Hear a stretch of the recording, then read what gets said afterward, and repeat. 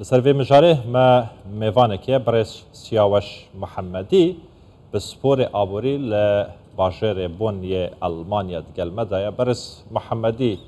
hîn di nihada rewşa aboriya Îranê çawa dibînin piştî ku tûmenê Îranî di lîsta FATF da maye ve çavarê dikin yan çarenivîsê tûmenê Îranî çawa dibînin. دیارە ئەوەی کە ئێستا ئێران دیسانەوە لە لیستی ڕەشی FATF ماوەتەوە ئەوە شتێکی نوێ نییە لە 2015ەوە هشداری دراوەتە بە ئێران کە ئەبێ ئێران کۆمەڵێک پێشمەرج هەیە بۆ پەیوەستبوون بەو کنوانسیۆنە نێودەوڵەتیە تا ئێستا ئێران ئەو پێشمەرجانەی واژۆ نەکردووە لانی کەم چل پێشمەرجی گشتی هەن کە دەبێت ئێران ئەو پێشمەرجانە ڕەچاو بکە ئەو ستانداردانە لەبەر چاو بگرێەوە اینجا دەتوانێت بچێتە نێو ئەو سیستمە نێودەوڵەتیەوە کە ئەو سیستمە چاودێری دەکا بەسەر هەموو هاتوچۆی درا و پارە لە دەرەوە و با بڵێن لە ئێرانەوە بۆ دەرەوە لە دەرەوە بۆ ئێران دیارە دوو کێشەی سەرەکی لەوێدا هەن کە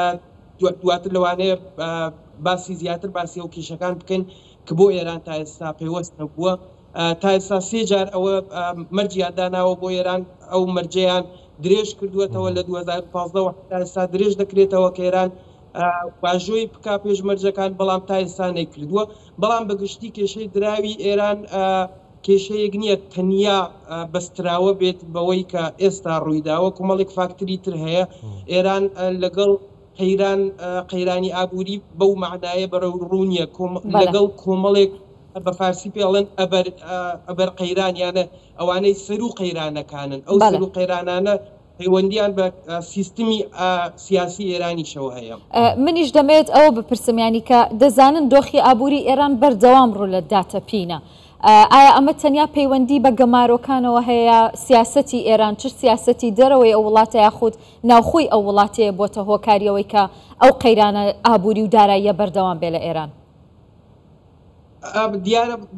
بەشی ئەوەی کە گەمارۆکان فراوەتە سەر ئێران ڕۆڵێکی کاریگەری هەیە لەبەر ئەوەی کە ئێمە دەزانین ئێستا پێشتر بۆ نمونە لە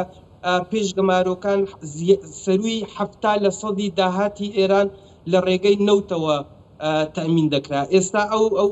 داهاتە گەیشتووەتە خوارەوەی 32% هەموو داهاتی ئێران بۆیە ئێران ناچار بووە بەشێکی لەو پارەیە کە ناتوانێت لە ڕێگەی نەوتەوە بەدەستی بێنێ لە ڕێگەی با بڵێن باجەوە یان لە ڕێگەکانی ترەوە بەڵام کێشەی سەرەکی ئەوەیە کە ئێران تەنیا با بڵێن کێشە ئەوە نییە کە ئێستا گەمارۆی خراوەتە سەر تەنانەت ئەگەر گەمارۆکانیش لا بچن هەر ئەمەی کە ئێستا با بڵێن ئەو سیستمەی FATF کە ئێران واژۆی نەکردووە تەنانەت بەلاچوونی گەمارۆکانی ژێران ناتوانێت لەگەر هیچ وڵاتێکی بیانیدا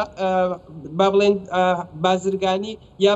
ئەو بازرگانیانەی کە دەکا پارەکە لە ڕێگەی بانکیەوە بگەڕێتەوە بۆ بانکەکانی ئێران ئەوەی ژوای کردووە کە سلانی کەم 20% هەموو داهاتی تجارەتی نێودەوڵەتی ئێران لە نێو بچێ بۆ ئەوەی کە لە ڕێگەی ڕەشەوە ئەو کارە بکات دیارە ئەوەیش ئێمە دەزانین کە سەروی لانیکە سێ وڵات سیاوەش گیانە کەواتە چاوەڕێ دەکەن ینی هەش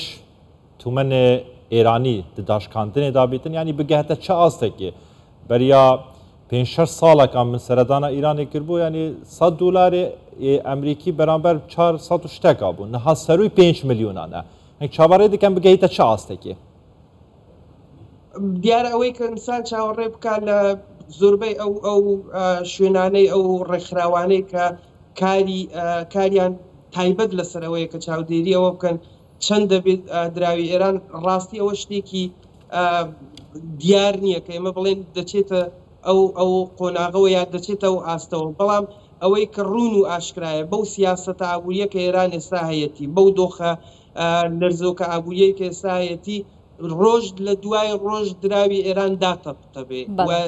با بڵێن پایەخی خۆی لەدەست دەدا و ئەوەیش وەکو باستم کرد کۆمەڵێک فاکترن تەنیا یەک فاکتر نییە تەنانەت بە لاچوونی گەمارۆکانی ئێران گەمارۆکان لەسەر ئێران لەوانەیە بۆ ماوەیەکی کاتی دراوی ئێران هەندێک بایەخی خۆی بگرێتەوە بەڵام دیسانە ئەوە بە شێوەی کاتیە لەبەرەوەی کە تەنیا کێشەی ئێران کێشەیەکی یەک ڕەهندی نییە چەندین لە چەندین ڕەهندەوە ئەو کێشانەی هەیە. زۆر سپاس بۆ شرۆڤ و ڕوونکردنەوەکانت بەڕێز سیاوەش محەممەدی لە شاری بۆن لە ئەڵمانیا لەگەڵمان بووی. سپاس.